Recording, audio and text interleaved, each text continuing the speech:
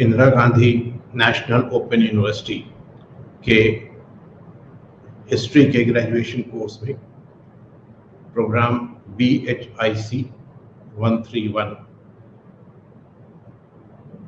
India from earliest times to 300 CE ने इब्तदाई अहद से लेकर 300 ईस्वी तक, चौथी सदी ईस्वी तक हिंदुस्तान की तारीख के बारे में हम लोग गुफ्तगू कर रहे हैं।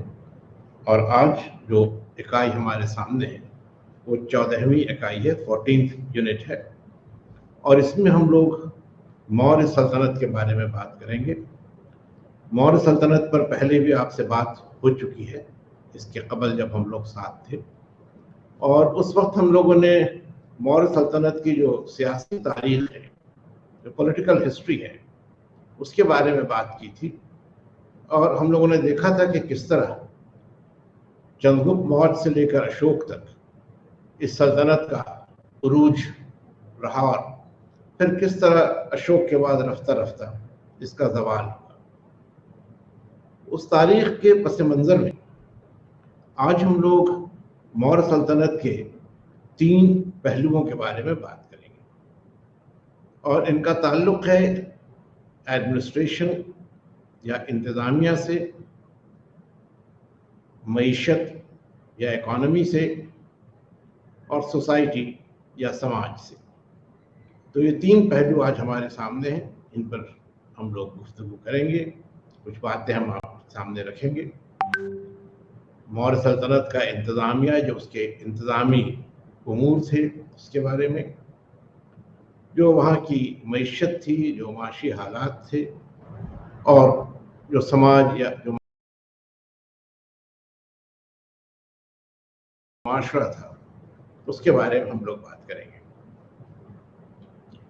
इस सिलसिले में शुरुआत के तौर पर हम लोग मौर्य ख़ानदान की बुनियाद के बारे में, उसके ओरिजिन के बारे में, यानी असल में उनका ताल्लुक़ किस तबके से था, इस पर बात करेंगे। क्योंकि ये एक ऐसा मामला है जिस पर जो मौर्रिख़ हैं, जो हिस्टोरियंस हैं, उनमें एक तरह का डिफरेंस ऑफ ओपिनियन है, एक तनाज़ा है। कुछ लोग मानते हैं कि मौर्य नीची ज़ात के लोग थे, और यहाँ पर हम लोग ज़ात के बारे में जब गुफ्तगू कर रहे हैं तो हमारा मकसद किसी ज़ात की तौहीन या तज़हीक करना नहीं है, किसी को डेनिग्रेट करना नहीं है, या किसी को बहुत सुपीरियर या बरतर साबित करना नहीं है, लेकिन एक आम जो निज़ाम है ज़ातबंदी का, उसके तनाज़ुर में ये बातें हम लोग कह रहे हैं। तो चंद्रगुप्त मौर्य के बारे में ये माना जाता है कि उसकी माँ दासी थी या कनीज़ थी, और उसका ताल्लुक़ किसी ऊंचे ख़ानदान से नहीं था। दूसरी जानिब ऐसे भी लोग हैं जो मानते हैं कि मौर्य ख़ानदान की असल या उसका जो ओरिजिन था वो क्षत्रिय ज़ात में था, क्षत्रिय कास्ट से इनका ताल्लुक़ था। लेकिन आम तौर पर जो बात ज़्यादा तस्लीम की जाती है वो यही है कि मौर्यों का जो ख़ानदान था उसकी शुरुआत मामूली हैसियत से हुई थी, लेकिन अपनी सलाहियत से, अपने ज़ोर बाजू से इन्होंने एक इतनी वसी और इतनी ताकतवर सल्तनत कायम की, जो कि हिंदुस्तान की तारीख़ में पहली ऐसी सल्तनत थी जिसका दायरा तकरीबन सारे हिंदुस्तान पर था। दक्कन और शुमाली हिंद, जनूबी हिंद को अगर हम लोग छोड़ दें तो इस सारे इलाके पर इनका कब्जा था, इनका इक़्तिदार था। तो ये बड़ी बात थी, और इससे ज़ाहिर होता है कि जो इंसान की अपनी ज़ाती सलाहियत होती है वही अहम होती है उसकी शख्सियत के लिए भी, और उसकी कामयाबियों के लिए भी, उसकी हुसूलियाबियों के लिए भी। तो ये एक इब्तदाई बात थी। अब हम लोग उन माखज़ या उन सोर्सेज की बात करें जिस बुनियाद पर हम लोग आज के मौजू पर तफसील से गुफ्तगू करेंगे। तो पहले हम लोग शुरू करते हैं इंतज़ामिया से, एडमिनिस्ट्रेशन से। और यहाँ आप देखेंगे कि जो सबसे बुनियादी माखज़ हमारे पास है, मौलिकों के पास है, वो कौटिल्य की तसनीफ है अर्थशास्त्र। कौटिल्य को चाणक्य के नाम से भी हम जानते हैं, और उसकी जो ये तसनीफ है अर्थशास्त्र, ये दुनिया की तारीख में पहली ऐसी तसनीफ है जिसमें जो उमूर हुकूमत थे, जो स्टेट क्राफ्ट की बातें थी, उन पर बहुत तफसील से बहस की गई है, बहुत तफसील से उनका जायज़ा लिया गया है। और उसमें जो उसूल बताए गए हैं और जो एक इंतज़ामी ढांचा, जो एक एडमिनिस्ट्रेटिव स्ट्रक्चर बताया गया है, जो टैक्स या महसूल के सिलसिले में हिदायत दी गई हैं, उन सब को ही हम लोग बुनियाद मानते हुए मौर्य सल्तनत के इंतज़ामिया के बारे में मुताला करते हैं, उसके बारे में कुछ नतीजे अख्ज़ करते हैं। तो ये हमारा सबसे अहम और एक तरह से बुनियादी माखज़ है। अब इसमें और भी चीज़ों का इजाफा होता है, ऐसे और भी माखज़ हैं जो हमें मौर्य सल्तनत के सिलसिले में अहम मालूमात फराहम करते हैं। और दिलचस्प बात यह है कि मौर्य सल्तनत के सिलसिले में पहली बार हमें एक ऐसे माखज़ से भी मदद मिलती है जो हिंदुस्तान नहीं बल्कि हिंदुस्तान के बाहर से ताल्लुक़ रखता है। हिंदुस्तान से बाहर ताल्लुक़ की बात जब हम कर रहे हैं तो मेरी मुराद ये है कि इसको जो लिखने वाला था, जो इसका मुसन्निफ था, वो हिंदुस्तानी नहीं था, गैर मुल्की था। और ये गैर मुल्की शख्स था मेगास्थनीज। मेगास्थनीज के बारे में पहले भी जिक्र हुआ है, और आपको याद होगा कि चंद्रगुप्त ने जब सेल्यूकस को हराया, और सेल्यूकस सिकंदर के उन कमांडर्स में था जो सिकंदर के वापसी के बाद उसके जीते हुए इलाकों पर हुकूमत कर रहे थे, तो गांधार के इलाके पर सेल्यूकस की हुकूमत थी और उसे चंद्रगुप्त मौर्य ने हराया था। जो आपसी ताल्लुकात इसके बाद कायम हुए, उसमें सफारत का भी अहम हिस्सा था। सफारतकारी से मुराद ये है कि यहाँ दोनों हुक्मरानों के बीच अपने अपने नुमाइंदों से एक ताल्लुक़ बनाने की कोशिश की गई। और जिस बात का हम लोग को कतई तौर पर इल्म है वो ये है, यानी जहाँ हम लोग बहुत डेफिनेट तौर पर कह सकते हैं, वो ये है कि सेल्यूकस ने अपना सफ़ीर मेगास्थनीज चंद्रगुप्त के दरबार में भेजा, और वो कई बरसों तक यहाँ रहा। और यहाँ जो उसने मुशाहिदा किया, जो उसके ऑब्जर्वेशंस हैं, जो तजुर्बात उसे हासिल हुए, जो उसके एक्सपीरियंसेस हैं, इनको बुनियाद बनाकर उसने एक तसनीफ लिखी जो इंडिका के नाम से जानी जाती है। इंडिका की जो असल तसनीफ थी, जो उसकी ओरिजिनल टेक्स्ट था, वो अब दस्तयाब नहीं है। वक्त के साथ वो अब गुम हो चुका है। लेकिन इससे कुछ इक़्तिबासात, कुछ एक्सर्प्ट्स बाद के यूनानी और रोमन मौरिखों ने भी अपनी अपनी किताबों में दिए हैं, इक़्तिबासात या एक्सट्रैक्ट्स दिए हैं। और इसमें दो मौरिख ज़्यादा अहम हैं, एक तो स्ट्रैबो है और दूसरा एरियन है। स्ट्रैबो और एरियन, इन दोनों ने ही इंडिका के कुछ कुछ हिस्से अपनी तसनीफ में शामिल किए हैं, और इन्हीं के ज़रिए हमें इंडिका के बारे में और उसका जो मतन है, उसका जो टेक्स्ट है, उसके बारे में वाक़फ़ियत मिलती है। ये जो दो तीन नाम हमने आपके सामने रखे, मेगास्थनीज और स्ट्रैबो और एरियन, इन सब को अगर मिलाकर हम लोग देखें तो इंडिका की जो तसनीफ है उसमें सबसे अहम बात हमें ये मिलती है कि उस वक्त जो दारुल सल्तनत था, राजधानी या कैपिटल था पाटलिपुत्र, उसका इंतजाम किस तरह से होता था, कैपिटल का क्या एडमिनिस्ट्रेशन था। जो कि इस सिलसिले में हमें अर्थशास्त्र में कुछ ज़्यादा इल्म नहीं मिलता है, कुछ ज़्यादा वाक़फ़ियत नहीं मिलती है।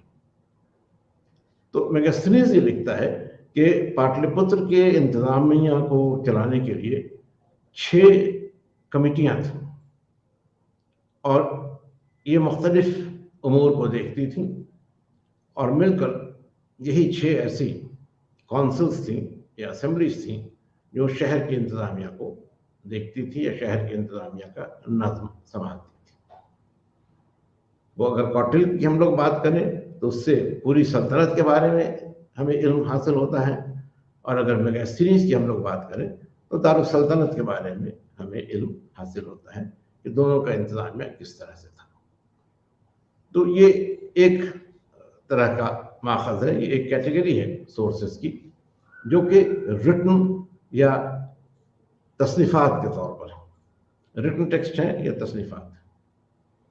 लेकिन मौर्य अहद में एक दूसरी बड़ी बात यह हो जाती है कि हमें कतबात भी मिलते हैं, इंस्क्रिप्शंस भी मिलते हैं। इससे पहले की जो कुछ सल्तनतें रही हैं, ख़ास तौर पर मगध का जो एक बड़ा हिस्सा रहा है, एक बड़ी सल्तनत रही है, उसके बारे में हमें कदबे की शक्ल में कुछ नहीं मिलता है, तहरीरें भी नहीं मिलती हैं। ज़्यादातर बाद में बौद्ध मजहब से मुताल्लिक़ जो तसनीफ़ात हैं उसमें जिक्र मिलता है, लेकिन माखज़ की वहाँ काफ़ी कमी है। मौर्य सल्तनत के बारे में ये खुसूसी बात है कि यहाँ माखज़ की कमी नहीं है और हमें दोनों ही तरह के माखज़ मिल जाते हैं, वो भी जो तहरीरी शक्ल में है और वो भी जो आसार क़दीमा के तौर पर मिले हैं। आसार क़दीमा या आर्कियोलॉजिकल सोर्सेज में अशोक के जो कदमे हैं वो बहुत अहम मकाम रखते हैं। हिंदुस्तान की तारीख में पहली बार इस तरह के कदमे हमें अशोक के साथ मिलते हैं जिनको अब पढ़ा जा चुका है और जिनकी मदद से हम लोग बहुत सारे वाक़यात का ज़्यादा सही तौर पर, ज़्यादा स्पेसिफिक तौर पर इल्म हासिल कर सकते हैं। अशोक के ये जो कदमात हैं ये 2 सतह पर या 2 कैटेगरीज में, 2 दर्जों में बांटे गए हैं।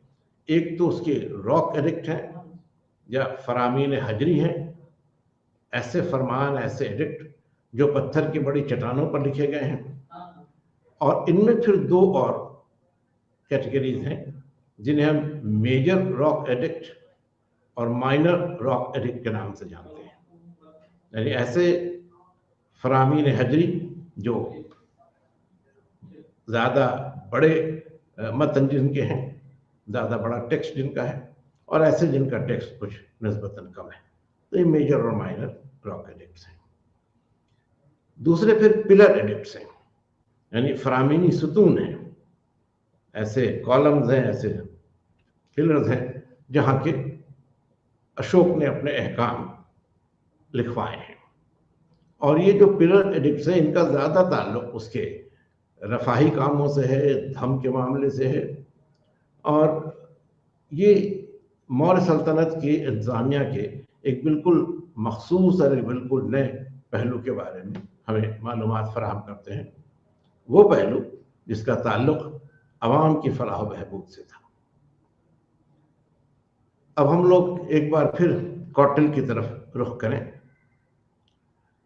कौटिल्य पहला मुफक्किर है हिंदुस्तान में जो इस बात पर तबसरा करता है कि जो रियासत है या जो सल्तनत है उसकी तश्कील किन अज्जा से होती है, जो कंपोनेंट्स हैं स्टेट के लिए वो क्या है, किन चीज़ों की मौजूदगी में हम ये कह सकते हैं कि हाँ ये एक रियासत है, ये ज़मीन का जो हिस्सा है ये एक रियासत है। इसके लिए उसने 7 उसूल वज़ा किए और इसीलिए इनको सप्तांग थ्योरी या सप्तांग उसूल कहते हैं। आप कदीम हिंदुस्तान के सियासी निज़ाम के बारे में पढ़िएगा तो आपको सप्तांग थ्योरी ऑफ स्टेट के बारे में पढ़ने की ज़रूरत होगी। आपके सामने स्क्रीन पर एक डायग्राम बना हुआ है। आप देखेंगे कि इसके मरकज में स्वामी या किंग है। दूसरे अल्फाज में सल्तनत का जो मरकज है, जो उसका न्यूक्लियस है, वो राजा है, बादशाह है। अब उसके बाद आप देखेंगे कि दाहिनी और बाएं जानिब जो पहली लाइन है उसमें दाहिनी जानिब लिखा है अमात्य या उसके वजीर। बादशाह के साथ रियासत की तश्कील में जो दूसरा बड़ा पहलू है वो बादशाह के वजीर हैं, जिनकी मदद से, जिनके मशवरे से हुकूमत चलाई जाती है।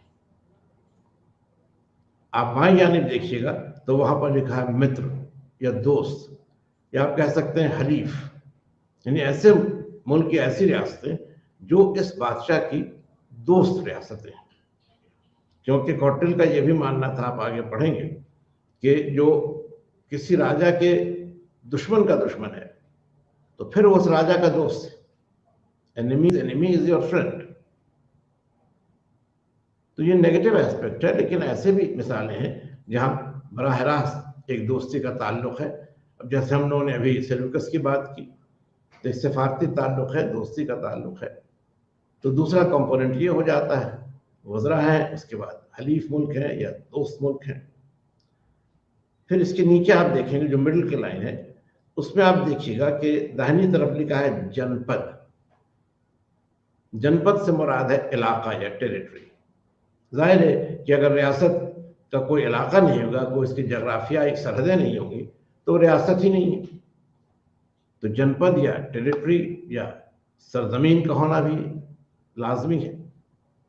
आप बाएं जानिब देखिएगा तो लिखा है दंड, उसके नीचे है आर्मी। फौज की जरूरत इसलिए है कि एक तो ये कि रियासत की हिफाजत हो सके, दिफा हो सके। अगर कोई बैरूनी हमला हो रहा है तो उसके मुखालफत की जा सके, उसका सामना किया जा सके। और दूसरा ये है कि रियासत के अंदर भी अगर किसी तरह का कोई खलफशार है, कोई बगावत है, कोई साजिश है, तो उन चीज़ों पर भी काबू पाने के लिए ज़रूरी हो जाता है कि फौजी ताकत रियासत की हो। दूसरे अल्फाज में रियासत को कायम रखने में फौज की बहुत अहम हिस्सेदारी होती है, तो बहुत सिग्निफिकेंट रोल होता है। आखिर के लाइन में आप देखिएगा तो दाहिनी जानिब है दुर्ग, फोर्ट या किला, और बाएं जानिब है कोष, ट्रेजरी या खजाना। अब दुर्ग या फोर्ट की जरूरत इसलिए बहुत वाज़ेह है कि एक तो जो मुल्क की सरहद है उस पर ऐसे किले, ऐसे फोर्ट्स, दुर्ग होने चाहिए जहां फौज रह सके और जहां से वो मुल्क की सरहदों की हिफाजत कर सके। अगर कोई बैरूनी हमला होता है तो उस हमले को वो नाकाम कर सके। दुर्ग या किले की इसलिए भी ज़रूरत है कि वहाँ फौज रहे और अंदरूनी तौर पर अगर कोई बदअमनी हो, अगर लॉ एंड ऑर्डर का प्रॉब्लम हो, तो उसको भी सुलझा सके। तो जो दंड या फौज की बात हम लोग कर रहे थे इसके कबल, उस दंड के पहलू को या उस कंपोनेंट को अमली शक्ल देने के लिए, उसको प्रैक्टिकल फॉर्म देने के लिए दुर्ग एक अलामत है फौज की ताकत या सलाहियत।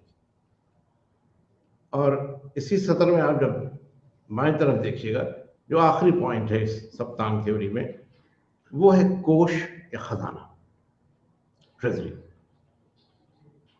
अगर किसी रियासत को चलाना है, उसके इंतजामी उमूर को देखना है माफ कीजिएगा, तो जरूरी है कि उसके लिए माली वसाइल हो, इतनी रकम हो, इतनी दौलत हो कि आप उससे ओहदेदारों को बहाल कर सकें, उनकी तनख्वाह दे सकें, फौज भर्ती कर सकें, फौज के जो अखराजात हैं वो पूरे कर सकें, फौज में जिस तरह के हथियार की ज़रूरत है, जिस तरह के और सामान की ज़रूरत है, उसको भी आप देखें, उसके लिए भी आप नज़म करें। तो बगैर माली वसाइल के इस तरह के काम मुमकिन नहीं है। तो ये सब मिलकर एक साथ रियासत की तश्कील करते हैं। बादशाह जिसकी मरकज़ी हैसियत है, जिसकी मदद के लिए और लोग होते हैं, वज़ीर होते हैं, हलीफ होते हैं, फ़ौज होती है, फिर रियासत का अपना एक इलाका होता है, हिफाजत के लिए उसमें किले बनाए जाते हैं, और इन सारे उमूर को मुमकिन बनाने के लिए फिर माली वसाइल हासिल किए जाते हैं। तो ये 7 पहलू ऐसे हैं, ये 7 अज्जा ऐसे हैं कि इनके साथ मिलने से ही एक रियासत की तश्कील मुमकिन होती है। तो मौर्य सल्तनत की क्या खुसूसियत थी, उसकी क्या शक्ल थी, उसको समझने के लिए ये 7 अज्जा या 7 जो उमूर हैं उनको जानना ज़रूरी है, क्योंकि उन्हीं से इस हुकूमत का जो वजूद था वो कायम था। अब हम लोग ये देखें कि जो इंतज़ामिया है उसके सामने बुनियादी मकसद क्या है। रियासत की तश्कील हो गई, रियासत का अपना एक इंतज़ामिया है, उसका मकसद क्या है। पहली बात तो है कि यहाँ एक मरकज़ी बादशाहत का वजूद लाज़मी है।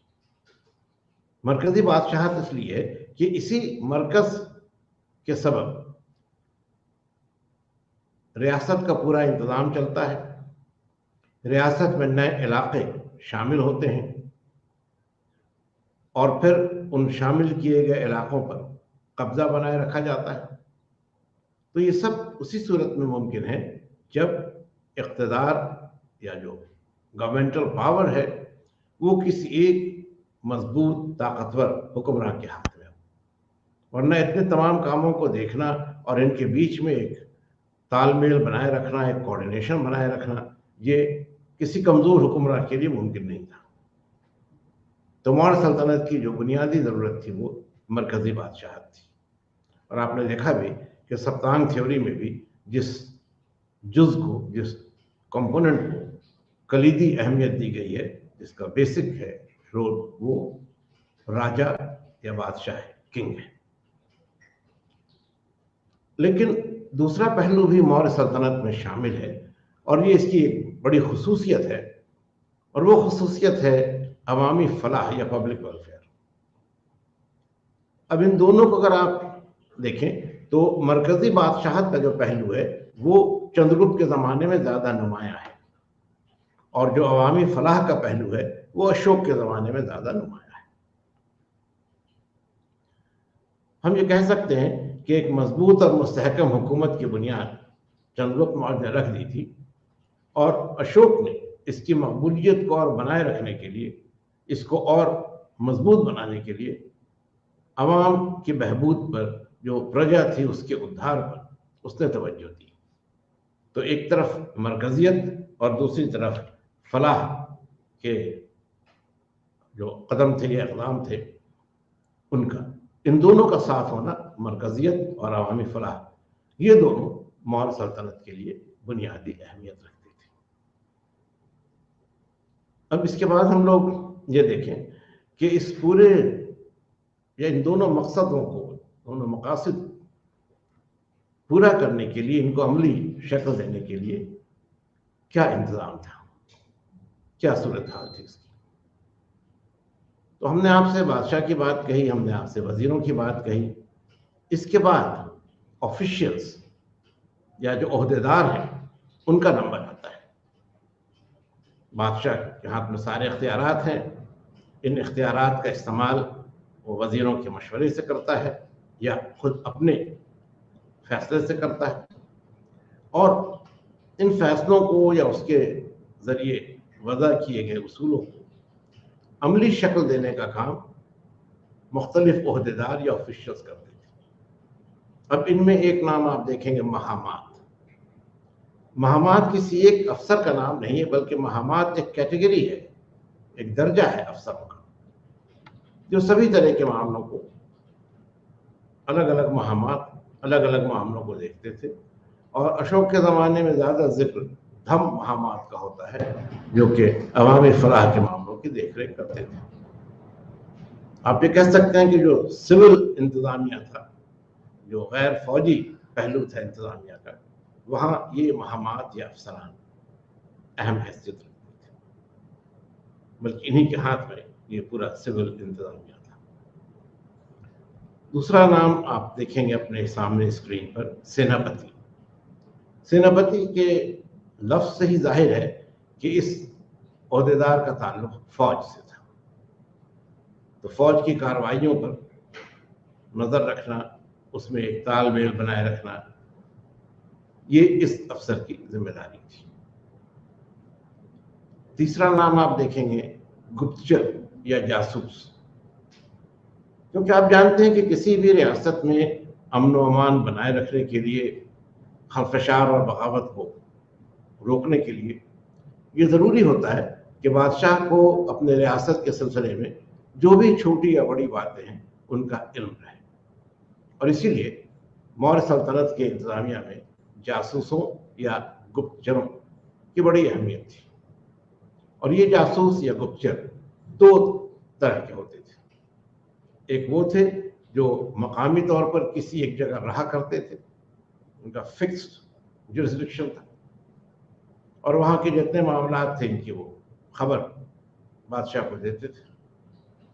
और दूसरा दर्जा उन लोगों का था जो कि एक जगह पर नहीं रहकर सल्तनत के मुख्तलिफ हिस्सों में सफ़र करते थे, घूमते रहते थे, और वहाँ के हालात से बादशाह को आगाह करते थे। तो दोनों ही तरह के जासूस हैं, वो भी जो मुस्तकिल तौर पर कहीं पर पोस्ट किए जाते थे या उनको बहाल किया जाता था, और ऐसे भी जिनका दायरा-ए-कार बहुत वसी था और ये अपने अपने तौर पर मुल्क के हालात के बारे में बादशाह को खबर देते थे। इसके बाद आप देखेंगे जुडिशरी या अदालती निज़ाम की बात आती है। किसी भी रियासत में एक जुडिशरी का होना, जुडिशल सिस्टम का होना लाजमी है। उसकी दोनों वजह हैं। एक वजह तो ये है कि जो अवाम है, जो वहाँ के लोग हैं, उनका जो हक है वो बरकरार रहे। उस ज़माने में फंडामेंटल राइट्स का तो कोई तसव्वुर नहीं था, लेकिन ये था कि बादशाह इस्तेहसाल न करे, लोगों के जो कुछ बुनियादी हुकूक हैं, ज़िंदगी है, जायदाद है, किसी हद तक आज़ादी फ़िक्र है, इनका तहफ़्फ़ुज़ हो सके। तो इसके लिए उस ज़माने में जो नज़्म था, ज़ाहिर है कि कोई आइन नहीं था, कोई कॉन्स्टिट्यूशन नहीं था, लेकिन एक तसव्वुर था धर्म का। धर्म यहाँ पर मजहब के तौर पर आप मत लीजिए, यहाँ पर धर्म का मामला है, या धर्म से मुराद है एक अखलाकी ज़ाब्ता, एक ऐसा अखलाकी ज़ाब्ता जो बादशाह पर भी उसी तरह नाफिज है जैसे किसी और पर। ऐसा अखलाकी ज़ाब्ता जिसको बादशाह भी आम हालात में तोड़ नहीं सकता है। तो वो एक तरह का एक मॉरल फोर्स था, एक अखलाकी ताकत थी, कुव्वत थी, जो अवाम के हुकूक के हिफाजत के लिए उस ज़माने के माशरे में और इंतज़ामिया में एक मौसर हैसियत रखती थी। फिर दूसरा पहलू था अदालत का कि मुल्क में अमन व अमान रहे, चोरी डकैती नहीं हो, एक आदमी दूसरे आदमी के हक पर इंक्रोच नहीं करे, उसको गसब न करे, और अगर कोई ऐसा करे तो उसके लिए उसको खातिर खा सज़ा दी जाए। सज़ा का मकसद ये होता था कि लोगों के दिल में एक खौफ पैदा हो, लोग इस बात को समझें कि कानून को न मानने से उनको उसका नतीजा या उसका खमियाजा भुगतना पड़ेगा। और आप ये देखेंगे भी कि जो जुडिशियल सिस्टम है मौर्य सल्तनत का, उसमें बड़ी सख्ती है। सख्ती इस माने कर है कि सज़ाएं बहुत सख्त हैं, बहुत तरह के फाइन हैं, पेनल्टीज हैं, मौत की सज़ा है, मुल्क बदर करने की सज़ा है, बदन के जो कुछ हिस्से हैं उनको काट लेने की बात है, एम्पुटेशन की बात है। तो सज़ाएं काफ़ी सख्त हैं, और उसका मकसद यही था कि अमन व अमान की सूरत हाल बनी रहे। और तब आखिर में आप देखेंगे कि एक लफ्ज़ है रेवेन्यू या महसूल। हमने पहले भी आपसे कहा कि सल्तनत को चलाने के लिए माली वसाइल की ज़रूरत होती है, और ये माली वसाइल जाहिर है कि राजा या बादशाह महसूल या टैक्स लगाकर अपने रियाया से हासिल करता है। बादशाह है या जो रियासत है, उसकी आमदनी का सबसे बड़ा जरिया यही महसूल होता है, और इसी से सभी तरह के काम होते हैं। रियासत की हिफाजत भी होती है, रियासत के लोगों की फलाह बहबूद का भी काम होता है। अब यहाँ पर हम लोग ये देखें कि ये माली वसाइल क्या थे। आपके सामने स्क्रीन पर दो चार्ट बने हुए हैं। पहले का देखिएगा, उन्वान है इनफ्लो ऑफ रेवेन्यू। ऊपर में जो चार्ट है उस पर लिखा है इनफ्लो ऑफ रेवेन्यू, यानी महसूल की आमद किस शक्ल में हो रही थी, इनकम के सोर्सेस क्या थे स्टेट के, आमदनी के क्या जराए थे। और नीचे का जो चार्ट है उसमें आप देखिएगा आउटफ्लो ऑफ रेवेन्यू लिखा है। आउटफ्लो ऑफ रेवेन्यू से यहां मुराद है कि जो पैसे रियासत को हासिल होते थे, उनका सरफा या उनका खर्च किन उमूर पर होता था, खर्च की कौन सी ऐसी मदें थी जिस पर के महसूल में जो माली वसाइल हासिल होते थे उन्हें खर्च किया जाता था। पहले चार्ट में या पहले स्केच में आप देखेंगे कि बीच में स्टेट ट्रेजरी है, कोष, क्योंकि जाहिर है सारा महसूल शाही खजाने में ही आता था। अब ये किस तरह के महसूल थे, किस तरह के टैक्सेस थे जो खजाने में आते थे। तो अब आप देखिए कि सबसे ऊपर मरकज में, सेंटर में है रोड एंड ट्रैफिक, वनिक पथ। वनिक आप जानते हैं कि ताजिरों को कहते हैं, यानी ऐसे रास्ते जिनसे होकर ताजिरों का आना जाना होता था, जो तिजारत के लिए काम में आते थे, या जिन्हें हम तिजारती रास्ते या ट्रेड रूट्स कह सकते हैं। यहाँ महसूल लगता था, और आप समझ सकते हैं कि जो तिजारत होती थी, जो सामान की आमद व रफ्त होती थी, उस पर टैक्स लगाया जाता था, और वो एक बड़ा जरिया था हुकूमत की आमदनी का। फिर आप देखिएगा दाहिनी जानिब से अगर हम लोग चलें तो पहला जो हेड है टैक्सेशन का, वो है पैस्चर्स या ब्रज, यानी ऐसी ज़मीनें जो ज़राअत के काम में आती थी और साथ ही साथ मवेशियों के लिए खुराक भी फराहम करती थी। इन अदर वर्ड्स, जो भी गांव थे, और आप जानते हैं कि गांव में कई तरह की ज़मीन होती है, सबसे ज़्यादा ज़मीन तो वो होती है जिसमें खेती का काम होता है। कुछ ज़मीन वो होती है जो मवेशियों को चराने के लिए खाली रखी जाती है। तो इन दोनों ही पर टैक्स लगता था। इसके नीचे आप देखिएगा तो प्लांटेशन या सेतु लिखा हुआ आपको मिलेगा, यानी ऐसी आबादियां जो बसाई जाती थी जहां ज़राअत का काम बड़े पैमाने पर होता था। तो मवेशी परवरी के सिलसिले में जो ज़मीन इस्तेमाल की जाती थी वो, और ज़राअत के लिए जो ज़मीन इस्तेमाल की जाती थी वो, दोनों ही पर टैक्स लगता था। बिल्कुल नीचे में आप देखिएगा लिखा है फॉरेस्ट, यानी वन, जंगल थे, जंगलात की जो पैदावार थी, मसलन लकड़ी है या और चीज़ें हैं, उन पर भी टैक्स लगाया जाता था। तमाम तिजारती अशिया जो जंगलों से हासिल होती थी उन पर भी टैक्स लगता था। तो जहाँ ज़राअत थी वहाँ टैक्स लगता था, जहाँ चारागाहें थी वहाँ टैक्स लगता था, जो जंगलों का इलाका था वहाँ टैक्स लगता था, जो सड़कें थी जिनसे तिजारत होती थी वहाँ टैक्स लगता था। अब फिर हम लोग जो स्केच है उसके बाएं तरफ के जो एंट्रीज हैं, जो इंदराजात हैं, उन पर बात करें तो नीचे में सबसे पहला नाम है माइन या खान, यानी मादनियात जो ज़माने में थे, ज़मीन के नीचे से जो चीज़ें मिलती थी, तो चांदी है, लोहा है, सोना है, और इस तरह के जो भी ज़ेर ज़मीन वसाइल थे उन पर भी महसूल लगता था।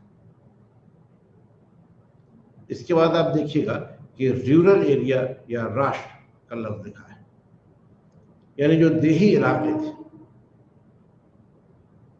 उसमें कहीं ज़राअत भी होती थी, कहीं चारागाहें भी थीं, और साथ साथ एक बड़ा इलाका वो भी था जो रिहायशी इलाका था, जहाँ गांव के रहने वालों के मकानात हुआ करते थे।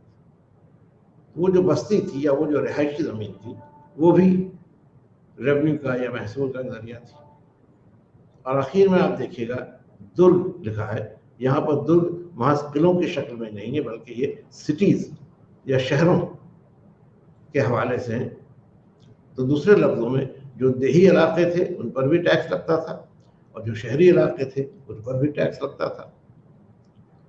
अब आप इस कुल फहरिस्त को अगर देखिए तो आप ये अंदाजा कर सकते हैं कि जो महसूल था वो बहुत ज़्यादा था और उसकी बहुत सारी किस्में थी। टैक्सेस जो थे वो हेवी थे और उनका बहुत वाइड रेंज था। लेकिन इसका जवाब तब ये था कि आमदनी के इतने वसी वसाइल के बगैर इतनी बड़ी सल्तनत जो तकरीबन हिंदुस्तान के 2/3 हिस्से से भी ज़्यादा पर फैली थी, उस पर हुकूमत चलाना आसान नहीं था। इससे नीचे का जो चार्ट है उसको हम लोग देखें, आउटफ्लो ऑफ रेवेन्यू, क्या अखराजात थे। अब यहाँ आप देखिएगा कि स्टेट ट्रेजरी फिर मरकज में है, वहां से खर्च होने वाले रकम में सबसे पहला आप देखिएगा कि किंग्स एक्सपेंसेस आते हैं, यानी बादशाह या राजा के जो अपने अखराजात थे। अपने अखराजात से मुराद है शाही महल था, शाही खानदान के अफराद थे वगैरह। तो ये एक बड़ा मद था अखराजात का। इसके बाद दाहिनी जानिब आप ऊपर से नीचे की तरफ अगर बढ़ें तो पहला है गिफ्ट या तहाइफ। हमने आपसे कहा कि सप्तांग थ्योरी में ये बात थी कि आपके मित्र होने चाहिए, ऐसी रियासतें या उनके हुक्मरान होने चाहिए जो आपके साथ दोस्ती का ताल्लुक रखते हो। तो दोस्ती में तहाइफ का इस्तेमाल तोहफे लेने और तोहफे देने का अमल बराबर होता था। तो ये भी एक बड़ा मद था अखराजात का। फिर आता है सैलरीज ऑफ ऑफिशियल्स। आप इस बात को जानते हैं कि मौर्य सल्तनत में जो ओहदेदार थे उनको जो तनख्वाह मिलती थी वो रकम की सूरत में मिलती थी, यानी कैश पेमेंट था। तो कैश पेमेंट के लिए फिर ट्रेजरी का जो पैसा था, जो उसका धन था या उसकी वेल्थ थी, उसका खर्च होता था। और ये भी एक बहुत बड़ा हिस्सा था रियासत के अखराजात का, जो ओहदेदारान थे उनको तनख्वाह देने का। इसके बाद आप देखिएगा कि एक और बड़ा अहम मामला है पब्लिक वर्क्स, अवामी तामीरात का जो मामला था। सड़कें बनवाना है, कुएं खुदवाना है, मुसाफिरों की सहूलतें फराहम कराना है, ये सब चीज़ें पब्लिक वेलफेयर के कामों में भी शामिल हैं, जो अशोक के ज़माने में वसी पैमाने पर हुए। तो इस तरह एक बड़ा खर्चा इस बात पर भी होता था कि अवाम को भी एक हद के अंदर रहते हुए इस महसूल का कुछ हिस्सा मिल सके और उनके फलाह बहबूद पर भी इसका खर्च हो। फिर आप देखेंगे कि अगला जो हेड है वो रिलीजियस डोनेशंस। ऐसे अतियात जो मजहबी वजह से दिए जाते थे, कोई पुजारी है, कोई ब्राह्मण है, कोई मजहबी अदारा है, तो उनके लिए भी राजा की तरफ से डोनेशन या एक तरह से अतिया दिया जाता था, और वो भी एक बड़ा हेड था एक्सपेंडिचर का। फिर आप देखेंगे कंस्ट्रक्शन, तामीरात। तामीरात में आप देखिएगा कि काफ़ी बड़े स्ट्रक्चर्स, काफ़ी बड़ी इमारतें मौर्यों के ज़माने में बनी। मसलन आप देखेंगे कि पाटलिपुत्र में जो शाही महल था, जिसके कुछ आसार बाद में 19वीं सदी में खुदाई में पाए गए, आज महफूज भी हैं। तो एक वो मिसाल आपके सामने है। फिर आप जानते हैं कि बहुत सारे स्तूपों की तामीर अशोक के ज़माने में हुई। फिर आप ये भी जानते हैं कि मौर्य अहद में ही गुजरात में एक बड़े टैंक या एक बड़े तालाब की तामीर हुई। आप ये भी जानते हैं कि जो आज के सूबे बिहार में नागार्जुनी और बराबर के गार हैं, उनमें भी तामीर का काम इस मायने कर हुआ कि जो आजीवक साधु थे उनके रहने के लिए एक आश्रय या शेल्टर पनाहगाहें बनाई गई। तो कई तरह के काम थे जो तामीरात की शक्ल में हुई। इस पर भी एक बड़ा हिस्सा आमदनी का खर्च होता था। और फिर आखिर में जो आप देख रहे हैं बाएं जाने बिल्कुल ऊपर में, maintenance of army and war, यानी फौज को बहाल रखना, फौज को बनाए रखना, क्योंकि ये फौज जो मौर्य हुक्मरानों की थी वो कोई आर्जी फौज नहीं थी। यानी इस सूरत में नहीं थी कि जंग हुई तो फौज इकट्ठा कर ली गई और जंग खत्म हो गई तो फौज को मुंतशिर कर दिया गया। ये सूरत हाल नहीं थी। फौज की मुस्तकिल हैसियत थी, टेम्परेरी ही बल्कि परमानेंट उसका स्ट्रक्चर था। और तमाम हालात में, चाहे वो अमन के हालात हों या जंग के हालात हों, फौज अपनी जगह बनी रहती थी और उस पर भी जो खर्चा था उसकी तनख्वाह वगैरह का वो पूरा होता था। तो ये अखराजात थे। और मरकज़ के बारे में हम लोगों ने अब तक तफसील से बात की। बादशाह के बारे में, मरकज़ियत और फलाही मकासद के बारे में, महसूल की क्या ज़राए थे और उनसे हासिल होने वाले आमदनी का क्या सरफा था, इस पर काफ़ी तफसील से हमें मालूमात हासिल है। अर्थशास्त्र की बात हमने पहले भी आपसे कही। लेकिन इसके बाद मौर्य इंतज़ामिया का जो दूसरा दर्जा था वो सूबाई इंतज़ामिया का था, प्रोविंशियल एडमिनिस्ट्रेशन। और कुल मिलाकर 6 सूबों में, 6 प्रोविंसेस में मौर्य सल्तनत को तकसीम किया गया। कुछ तो दारुल सल्तनत के नज़दीक थे और कुछ दूर के इलाकों में, जैसे उड़ीसा का इलाका है, जैसे टैक्सिला का इलाका है। तो ये ऐसे सूबे थे जो ज़रा दूरी पर थे। इन सूबों की हुकूमत चलाने के लिए जो हुक्मरान का नुमाइंदा होता था, किंग का जो रिप्रेजेंटेटिव होता था, क्योंकि याद रखिएगा कि हुकूमत की नौयत मरकज़ी है, तो सूबों में भी जो हुकूमत थी वो मरकज़ी हुकूमत की ही नुमाइंदगी करती थी। तो इसमें जो इंतज़ामिया का सबसे बड़ा अफसर था वो सूबाई गवर्नर था, जिसको कहीं राज्यपाल भी आप लिखा हुआ पाएंगे और कहीं कुमार।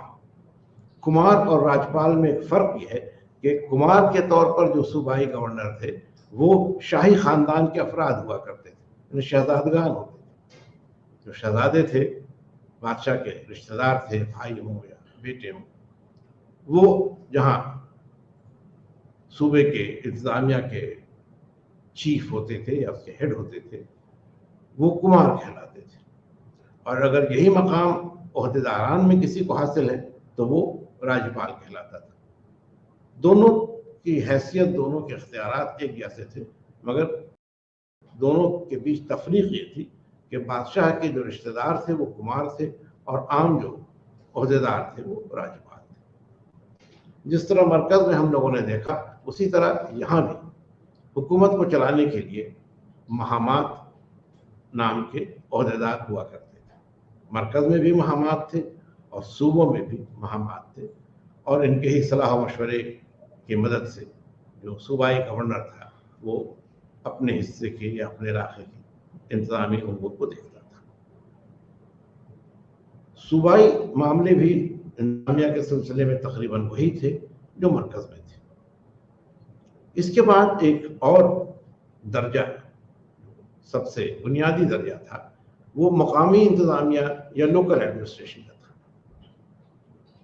लोकल एडमिनिस्ट्रेशन में एक पहलू वो था जो देहातों से ताल्लुक़ रखता था और एक था जो शहरों से ताल्लुक़ रखता था। अब देहातों में जो अफसरान थे उनकी 2 अहम जिम्मेदारियां थी, लैंड सर्वे एंड टैक्सेस, यानी अराजी का तयन करना, ज़मीन को देखना, किस इलाके की ज़मीन है, खेती के काम में आती है, चारागाह के तौर पर आती है। ये सारे जो तफसीलात थे इनका एक जायज़ा लेकर इनका तयन किया जाता था और फिर इन पर जो महसूल लगता था उसको तय किया जाता था। किस कैटेगरी की ज़मीन है, उस पर कितना टैक्स लग सकता है, इसको कैलकुलेट करके उसी हिसाब से टैक्सेस फिक्स किए जाते थे, महसूल को तय किया जाता था। और ये दोनों काम, जो अराजी और जो महसूल के काम थे, ये दोनों देही इंतजामिया के जिम्मे थे। और जो टाउन एडमिनिस्ट्रेशन था, शहरी इंतजामिया था, उसको फिर आपने, जैसा कि आप आपसे कह रहे थे कि मैगजीनीज ने जो तस्करा किया है, उसके मुताबिक 6 अहम उमूर थे, जिसमें अमन व अमान था, बैरूनी लोगों पर नज़र रखना था, टैक्स कलेक्ट करना था, जो मुख्तलिफ पेशे के लोग थे उनके बारे में मालूमात रखनी थी। तो ये सारी चीज़ें शहरी इंतज़ामिया का हिस्सा थी। लेकिन आप देखेंगे कि वो देही मामला हो या शहरी मामला हो, माली वसाइल की फराहमी, महसूल की फराहमी, ये इंतज़ामिया की बुनियादी कोशिश थी, इंतज़ामिया का बुनियादी मकसद था। अब इसी हवाले से हम लोग आगे ये देखें कि जो मईशत थी मौर्य सल्तनत की, जो उसकी इकॉनमी थी, उसकी क्या खास बातें थी। आप देखेंगे कि ये जो मईशत है, इसमें सबसे अहम मकाम टैक्सेशन या महसूल को हासिल है, जो हम बार बार आपसे कह भी रहे हैं। अब जो देहाती इलाके थे, वहाँ लैंड रेवेन्यू या जो लगान होता था, जिसे हम लोग भू राजस्व कहते हैं, जो महसूल अराजी थे, उनको तय करना और उनको वसूलना और उनको फिर मरकजी खजाने तक पहुंचाना, ये पूरा एक निज़ाम था जो मौर्य की जो मईशत थी, मौर्य सल्तनत की जो मईशत थी, उसकी एक बहुत अहम खसूसियत थी। जैसा कि हमने आपसे कहा, इसी पर सल्तनत का इस्तेहकाम था। यही बात शहर में भी थी। शहर में ये था कि जो दस्तकार थे, मजदूर थे, जो मुख्तलिफ सामान को बनाने वाले लोग थे, उन पर भी टैक्स लगते थे। टैक्स की फराहमी वहाँ से भी होती थी। और फिर जो नीचे का एक पॉइंट है, ट्रेड या तजारत, अगर आप देखें तो तजारत का भी ताल्लुक शहरी ज़िंदगी से था। जो चीज़ें बनाई जाती थी वो दूसरी जगहों पर उनकी बरामद होती थी, कहीं से दरामद होती थी। और ये जो तजारत का मामला था, ये इस पूरे वसी सल्तनत में कायम था। और बहुत सारे ऐसे बड़े रास्ते थे, जो ट्रेड रूट्स की बात हमने आपसे कही, जो सल्तनत की एक सरहद से दूसरी सरहद तक ताजिरों के आने जाने और सामान को लाने ले जाने में काम में आते थे। उसके बाद जो देही इलाके थे, वहाँ अराजी से हासिल होने वाले टैक्स के साथ साथ जो जंगल थे, जो ज़ेर ज़मीन खजाने थे, मान लीजिए कोई बड़ी रकम किसी की ज़मीन के नीचे दबी हुई मिल गई, तो वो सल्तनत का हिस्सा हो जाती थी। लावारिस ज़मीन जो थी या लावारिस जो दौलत थी, वो सल्तनत का हिस्सा हो जाती थी। और इसी तरह जो मादनियात थे, जो मिनरल्स थे, वो भी सल्तनत का हिस्सा थे। तो आप देखें कि मईशत के सिलसिले में जितनी भी प्रोडक्टिव एक्टिविटी थी, ऐसे तमाम मामले जिनसे कि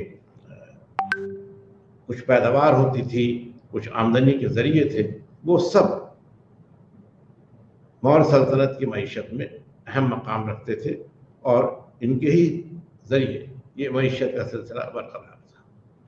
तिजारत के बारे में भी हमने आपसे कहा कि वसी पैमाने पर होती थी। और मौर्य सल्तनत की मईशत की एक और सबसे बड़ी खसूसियत है, वो यहाँ के सिक्के, करेंसी है। जाहिर है कि जब हम तजारत की बात करेंगे तो हमें तजारत में एक सामान के बदले में दूसरे सामान की या एक सामान की अदायगी की सूरत तय करनी है। तो शुरू में तो बार्टर सिस्टम के बारे में हम लोग जानते हैं कि माल के बदले माल की तजारत होती थी। एक सामान लिया, बदले में दूसरा सामान दिया, मगर वो बहुत बुनियादी तौर पर, बहुत जो बिल्कुल बेसिक लेवल था तजारत का, उसमें काम आ सकती थी। लेकिन वसी इलाके में तजारत के लिए आप बार्टर सिस्टम को नहीं इस्तेमाल कर सकते थे, क्योंकि सामान के लाने ले जाने में, ट्रांसपोर्टेशन में भी बहुत तरह की दुश्वारियां थी और बहुत तरह के अखराजात थे। इसलिए कॉइन्स की ज़रूरत थी। और मौर्य सल्तनत के ज़माने में पहली बार हमें हिंदुस्तान में कॉइन्स या सिक्कों का एविडेंस मिलता है। और ये जो सिक्के थे, इनको हम लोग सॉरी, इनको हम लोग पंच मार्क कॉइन्स का नाम देते हैं। ठप्पे वाले सिक्के थे, ये आहत सिक्के थे। इनमें और जो स्टैंडर्ड कॉइन्स थे, जो आम सिक्के थे, जो बाद में राइज हुए, उनमें फर्क यह था कि जो स्टैंडर्ड कॉइन्स थे वो ढाले जाते थे, उनके अपने सांचे होते थे, उस पर एक खास डिजाइन या कुछ खास तरह के नक्शोनिगार होते थे और उनमें एक यकसानियत होती थी। मान लीजिए कि चांदी का सिक्का किसी एक बादशाह ने जारी किया, तो उस कीमत के जितने भी चांदी के सिक्के हैं उनमें एक ममासलत होगी, उनमें एक यूनिफॉर्मिटी होगी। लेकिन जो पंच मार्क कॉइन्स है उनमें ऐसा नहीं है। ऐसे सिक्कों की कोई शक्ल भी तय नहीं है। ऐसा नहीं कि सर्कल के तौर पर हैं या स्क्वायर के तौर पर हैं, आड़े तिरछे इनके आकार हैं, इनकी शक्लें हैं, और इन पर किसी चीज से जर्ब लगाकर, किसी चीज से उस पर चोट लगाकर एक निशान सा बना दिया जाता था। इसीलिए इसको पंच मार्क कॉइन कहते हैं। इसको पंच किया जाता था, कोई खास तरह का शेप, कोई खास तरह का डिजाइन लेकर उस पर उसको प्रेस कर देते थे, हथौड़ी से उस पर पीट करके निशान बना देते थे। तो ये इब्तिदाई शक्ल थी सिक्कों की। मगर ये जरूर अहम बात है कि पहली बार अगर हमें सिक्कों का इस्तेमाल मिलता है हिंदुस्तान की तारीख में, कतई तौर पर ऐसे मुमकिन है कि इंडस वैली में भी जो सील्स थी उनका इस्तेमाल सिक्कों के तौर पर किया गया हो, मगर उसकी कोई यकीनी मालूमात नहीं है हमारे पास। अगर यकीनी तौर पर हम कह सकते हैं तो ये है कि मौर्य सल्तनत के ज़माने से ही सिक्कों का या करेंसी सिस्टम का या मुद्रा प्रणाली का हिंदुस्तान में आगाज होता है। और इसमें बहुत हद तक यूनानियों का असर था। सिकंदर के हमले के बाद जो तब्दीलियां आई थी उनमें यह भी एक बड़ी तब्दीली थी। तो मईशत की खास बात यह भी थी कि अब सिक्कों का इस्तेमाल, सिक्कों को बनाने का काम, सिक्कों के जरिए सामानों के अदल बदल का काम, एक्सचेंज ऑफ गुड्स का काम थ्रू कॉइन्स अब होने लगा था। इसके बाद हम जो सोसाइटी या माशरा है उसकी बात करें, समाज की बात करें, तो पहली बात तो हम लोग जानते हैं कि हिंदू समाज में 4 जातों का, पहले तो 4 वर्ण हैं। बाद के ज़माने में आप देखेंगे कि उस वर्ण से कास्ट या जात शुरू होती है और फिर कास्ट से सब कास्ट शुरू होती है, लेकिन वो बाद की चीज़ें हैं। आप जब 4वीं सदी ईस्वी से आगे के बारे में पढ़ेंगे और अहद वस्ता के पहले 13वीं सेंचुरी से पहले के बारे में पढ़ेंगे, तो इस तरह की जो तब्दीलियां माशरे में आई हैं वो आप पढ़ेंगे या आप पढ़ भी रहे होंगे। तो बुनियादी तौर पर 4 वर्ण हैं जो हिंदू मजहब में माने गए हैं: ब्राह्मण, क्षत्रिय, वैश्य और शूद्र। दिलचस्प बात यह है कि मैगस्टीनीज, जिसका जिक्र पहले भी आ चुका है, वो अपनी किताब में, इंडिका में, हिंदुस्तानियों या हिंदुओं के बीच 7 जातों की चर्चा करता है। 7 कास्ट, वो 5 ये 4 नहीं है, 7 है। और जो 7 है उनका वो इंदराज करता है, उनका वो नाम भी देता है कि इसमें एक फलसफी हैं या फिलॉसफीज हैं, फिर किसान हैं, पेजेंट्स हैं, चरवाहे हैं, ग्रेजर हैं, यानी फूड, बल्कि कहिए कि जो शेपर्ड कम्युनिटी है, जो मवेशी परवरी करने वाले लोग हैं, चरवाहे हैं। इसके बाद उसका जो चौथा इंदराज है वो है दस्तकार या आर्टिजन्स, वो लोग जो मुख्तलिफ सामानों को बनाया करते थे, इनकी मसनूआत जो तिजारत के काम में आती थी। फिर वो मजिस्ट्रेट्स के बारे में कहता है, अफसरान, वो अफसर जिनके पास इख्तियारात थे चीज़ों पर नज़्म बनाए रखने के लिए, रेगुलेशन बनाए रखने के लिए, जो लोग उस पर अमल नहीं करते थे उनको सज़ा देने के लिए, तो ऐसे अफसरान थे। इसके बाद काउंसलर्स की बात वो करता है, अरकान मजलिस की बात वो करता है कि बहुत सारे मामले ऐसे थे जिनका फैसला किसी हद तक जमहूरी मशवरे से होता था और जो अहम लोग थे उनकी एक काउंसिल या उनकी सभा या समिति होती थी और वो भी इंतज़ामिया के मामलों में अपना असर रहते थे।